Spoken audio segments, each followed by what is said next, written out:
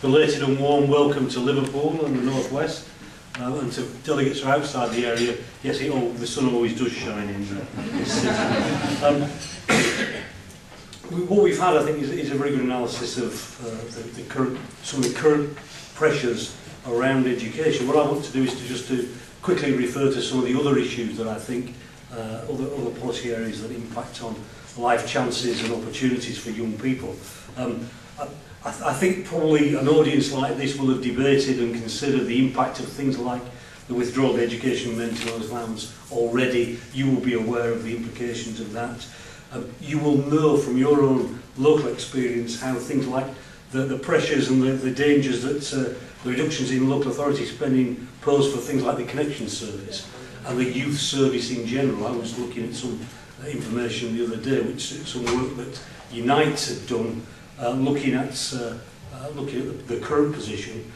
Something like 1 in 4 local authorities are looking at a reduction in spending on youth services of at least 3 times the amount of the reduction in grant they've received from central government.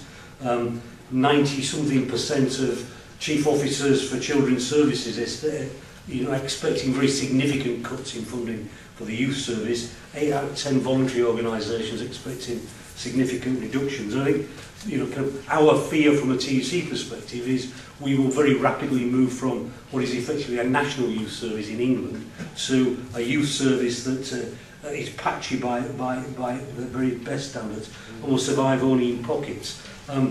You will, again, an audience like this will have debated the issue around student fees, I think, quite a lot. I think, interestingly, is over recent weeks, it is now clear that the financial pressures that HEIs are under means that the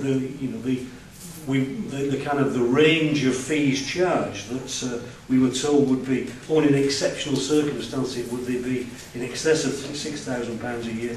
I think it's now very clear that because of the financial pressures on HEIs, that fee levels will be much nearer in general to that kind of £9,000 and will have a significant impact on the range of provision. Again, I think the evidence of that, the evidence we've got so far, is the great disincentive that will have for lots of young people, particularly from working class backgrounds. And that leads me on to the first substantive point I want to make in the introduction. I chair the Greater Manchester Area Partnership for the Aim Higher initiative. Aim Higher is the relatively modest programme, something like £70 million a year in England, which we were able to target help and encouragement, work with students from disadvantaged backgrounds to help increase attainment and aspiration and participation in higher education. Initiative delivered through local partnerships where we were developing targeted frameworks of progression that would provide elements of information, advice and guidance, curriculum enrichment to boost attainment, and a variety of innovative activities to raise individual students' aspirations. I think one of the most disappointing things for me coming into this initiative 6-7 years ago was to be shown a map of the percentage of young people from particular wards in Greater Manchester who applied to universities and higher education institutions. And if you'd have showed me that map and said this was of the 1950s, I wouldn't have been surprised, because it was the working class areas which had by far the much lower levels of application to universities.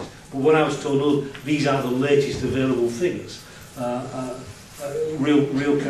real sort of sense that whole communities did not see higher education as anything for them, I think is a real kind of issue for us.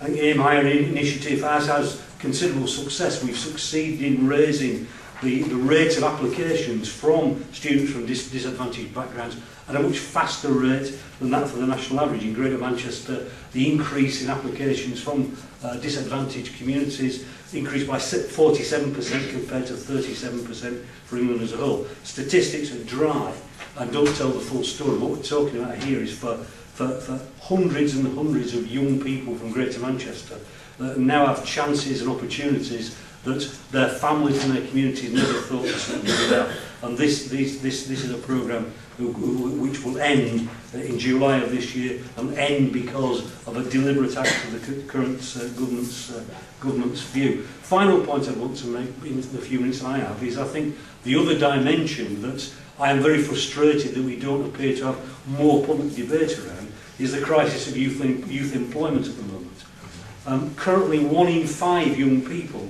is out of work in the latest figures up to the end of February this year. And whilst that is marginally better than it was in the previous 3 months, difference of something like 12,000 out of nearly 1 million, the reality is the Office for Budget Responsibility has forecast that unemployment for young people will remain at least at around the level of 700,000 as far as 2012. So we're talking about nearly 750,000 young people that we expect will be out of work for a long time over the next few years. And I think it's very well documented the implications that long-term unemployment has on young people.